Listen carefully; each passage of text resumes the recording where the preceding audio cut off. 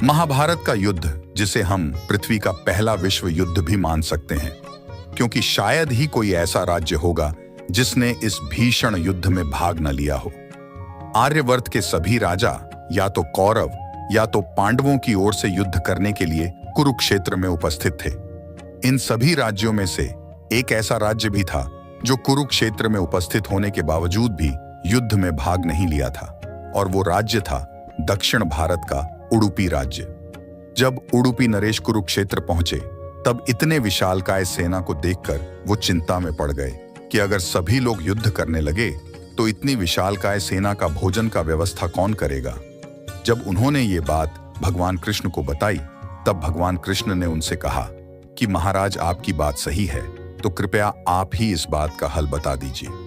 तब उडुपी नरेश ने उनसे कहा कि हे वासुदेव, सत्य तो ये है कि भाइयों के बीच हो रहे इस युद्ध को मैं उचित नहीं मानता, इसलिए इस युद्ध में भाग लेने की इच्छा मुझे नहीं हो रही है, लेकिन ये युद्ध अभी टाला भी नहीं जा सकता। इसी कारण मेरी ये इच्छा है कि मेरी पूरी सेना के साथ यहाँ उपस्थित सारी सेना का भोजन का प्रबंध करूं।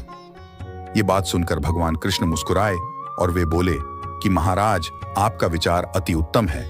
इस युद्ध में कुल 50 लाख योद्धा भाग लेंगे और आप जैसा कुशल राजा उनके भोजन का प्रबंध देगा तो हम सभी उस ओर से निश्चिंत ही रहेंगे।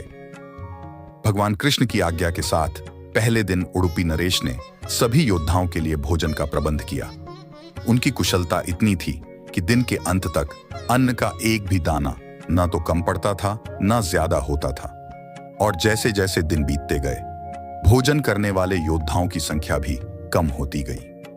तब दोनों ओर के योद्धा ये देखकर आश्चर्यचकित हो जाते थे कि हर दिन के अंत तक उडुपी नरेश केवल उतने ही लोगों का भोजन बनवाते थे जितने वास्तव में वहां उपस्थित होते थे।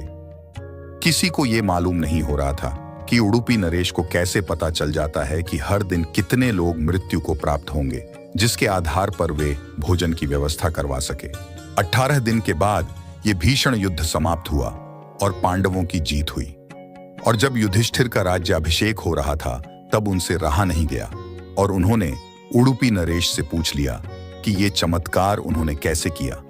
तब उडुपी नरेश ने कहा कि ये सब भगवान श्री कृष्ण का चमत्कार है, और उन्होंने ये रहस्यमय बात को सबको बताया कि हर रात श्री कृष्ण मूंगफली खाते थे और मैं उनको वो मूंगफली देने उनकी शिविर में जाता था, और अगले दिन सुबह में देखता था कि उन्होंने कितनी मूंगफली खाई है, और जितनी मूंगफली वे खाते थे उसके ठीक 1000 गुना सैनिक उस दिन मृत्यु को प्राप्त होते थे।